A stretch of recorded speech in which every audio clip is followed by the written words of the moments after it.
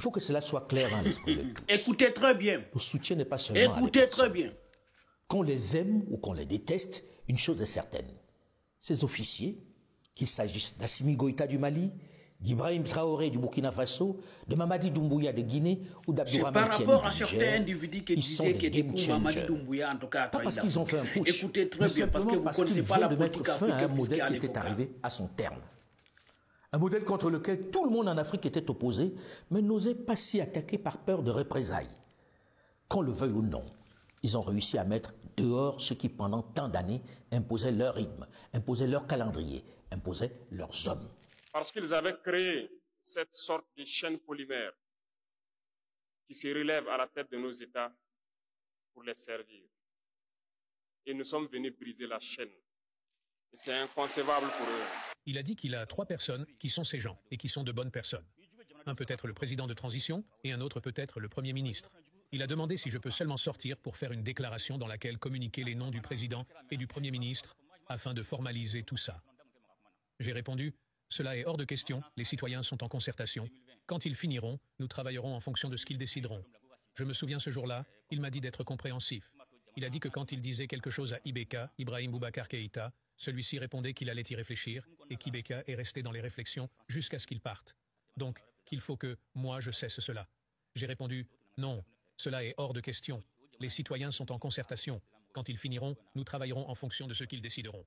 Nous ne nous sommes pas entendus. Il est parti de son côté, je suis parti de mon côté. Ils nous ont donc approchés et ils nous ont demandé de rentrer dans les rangs pour faire partir de l'élite qui doit diriger l'Afrique, parce qu'ils ont une élite formée et formatée qui doivent suivre, qui sont incrustés dans cette chaîne-là. Nous avons refusé de rentrer dans leur rang. Et dès lors, les hostilités ont commencé. Quel est l'homme politique de la génération de ces aînés qui aurait osé faire cela? Qu'on les aime ou qu'on les déteste, ils ont fait ce dont tous rêvaient. Ils ont bravé les grandes puissances qui trônaient arrogamment dans ces pays depuis des décades. Ils ont mis un terme au mythe des grandes nations occidentales auxquelles on ne peut pas s'attaquer. Ils ont été garçons, comme disent les Ivoiriens. Qui aurait pu imaginer que l'on puisse mettre ainsi dehors l'armée française et avec elle ses représentants dans un pays dit pauvre du Sahel comme le Mali, où ils étaient fortement installés depuis des décades? Quel est l'homme politique civil qui aurait pu envisager cela une seule seconde? Quel est l'homme politique qui aurait pu faire la même chose au Burkina Faso, au Niger, malgré les résistances clairement affichées de Paris?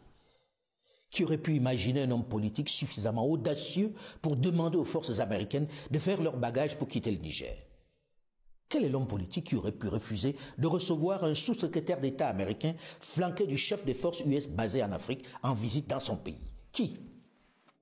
Généralement, ils sont en territoire conquis.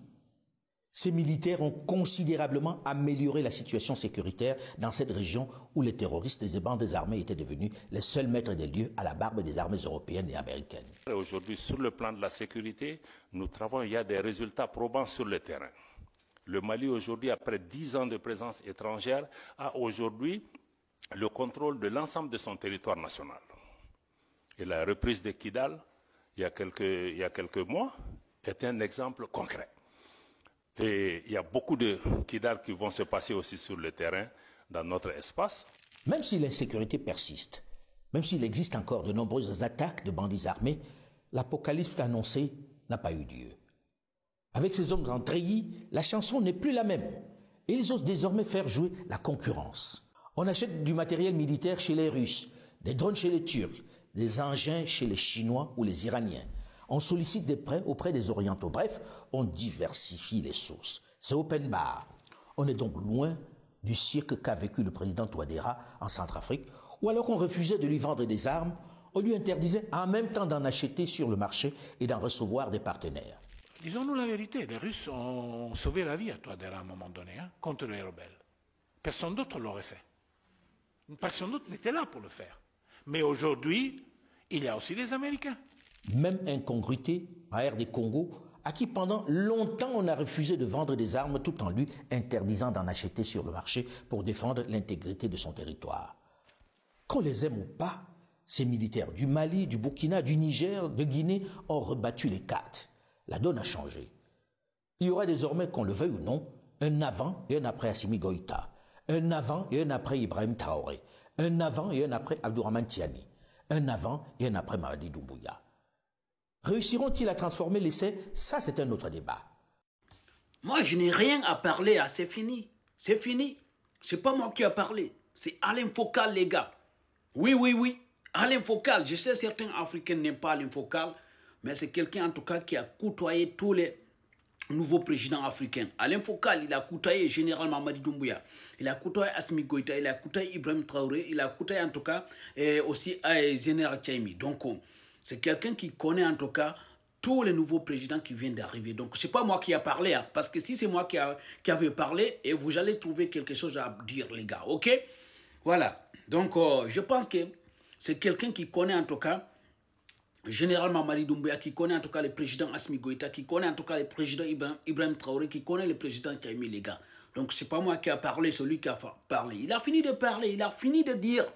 Moi, je n'ai rien à ajouter, les gars. Donc, voilà. Il a fini de parler, les gars, et vous pouvez laisser votre avis sur les commentaires si vous êtes d'accord avec lui ou pas, les gars. En tout cas, moi, mon avis personnel, je suis d'accord avec lui. Je suis parfaitement d'accord avec lui. Ce qu'il a dit, c'est la vérité, les gars. Mais c'est à vous de décider aussi, parce que nous tous, on ne peut pas être d'accord. Mais bon, allez.